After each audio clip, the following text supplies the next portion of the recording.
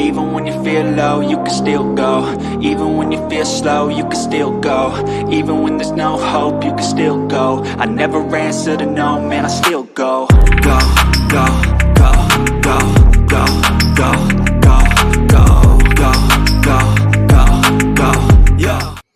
Hey, what's going on, guys, and welcome to another episode of Kemp's Collection. Today, we'll be taking a look at our most recent screening review of Spider-Man Across the Spider-Verse. As we know, in the first film, we got to see the origin story of Miles Morales, but this one gets to dive a little deeper into the characterization of the characters and the characters around him that basically made this film great.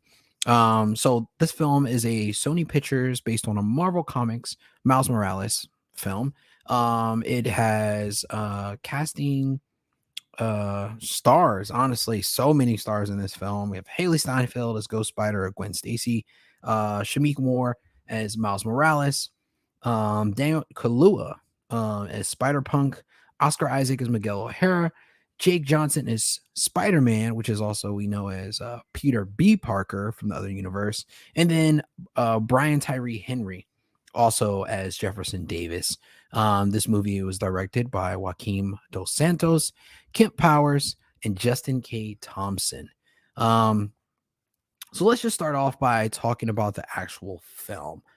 So if you haven't seen any of these, or if you haven't seen the first one, go watch it, okay? Because you might be a little lost into some of the backstory when you jump straight into number two. As we know, this is number two and not a part one anymore. They decided to rename this next third film coming up in 2024 to be Beyond the Spider-Verse, Spider-Man. I thought the movie was really, really great. Such a great balance of struggling storylines between all the different characters that were in here. We got to actually see what it was more like in different universes opposed to just in Miles. And I think that's the great part about it, because the first one was just an intro, right? Just trying to figure out what the Spider-Verse was about. The second one actually gave us in-depth life experiences that all Spider-Men have to go through, which are called canons in this film, right? Specific struggling events that they have to deal with that make Spider-Man, you know?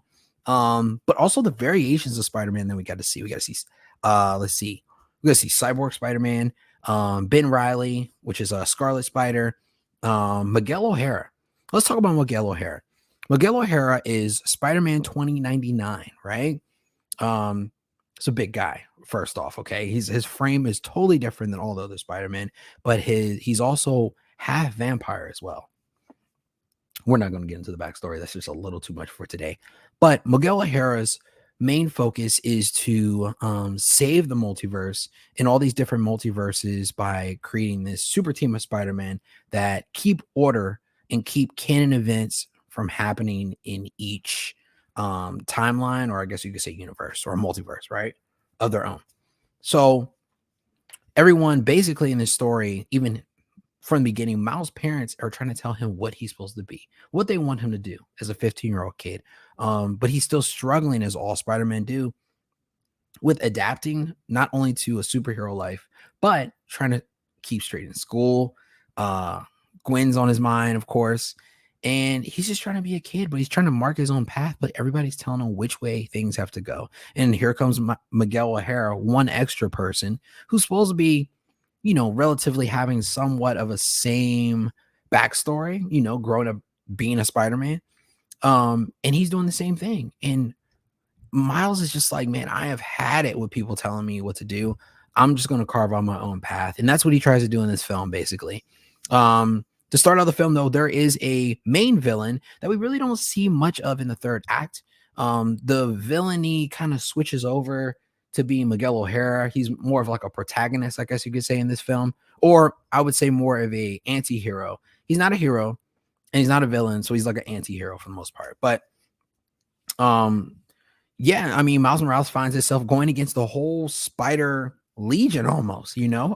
So I think that's crazy part about it. But we do see a villain in the beginning called the Spot, right? Who's able to manipulate the multiverse or different universes and travel through them and grow his power due to the fact that he was in an accident with the I think it's called the Collider, matter of fact, right? Yep, Super Collider, right? So we don't really see much of him towards the end, but there is some indication in this film that we will be seeing more of him going down the road. And he will be definitely a huge foe to beckon with for one of the most ultimate tests I find for Miles Morales' career as a Spider-Man. So let me think about this. So the favorite part of this film for me, I would say the tons of cameos. Have you ever seen a Spider-Man movie, game, cell phone game, let's see, live action, cartoon, any type of cameo that you would have expected to see at some point, or anything related with Sony Spider-Man altogether, you're going to see in this film. That is the best part about this film, to be honest, for me, besides the animation, is the fact that you see so many connected dots within this universe that really brings the film together to make it really whole. In addition to all the different types of art, there's no Spider-Man that looks alike, and they're all different cultures, backgrounds, colors, timelines, years, pieces. So you get to see like comic cutout versions of them, almost like an MTV video, right? Which would be Spider-Punk. I think it's super dope. Probably one of my favorite characters now. Never really knew the story of Horbit or Horby Brown, but you guys should check it out. Super cool story to read if you ever get a chance to check it out, though. But yeah, and to sum it all up, this story is basically about Miles Morales dealing with Spider-Man troubles, like being able to change his story and really make it his own. And I feel like a lot of people will really like this and really be able to relate to it. There are definitely some heartfelt, tear-jerking moments in there. I felt myself getting choked up here and there, but it was a really, really great film. If I had to best describe it, I would say a action-packed roller coaster with amazing animation, and it's definitely a must-see for everybody at home. If you guys haven't already, make sure you like, subscribe, hit that notification button, and I appreciate you guys coming in and checking out my review of Spider-Man Across the Spider-Verse, out June 2nd. Hope you guys enjoy. Peace. Even when you feel low, you can still go. Even when you feel slow, you can still go.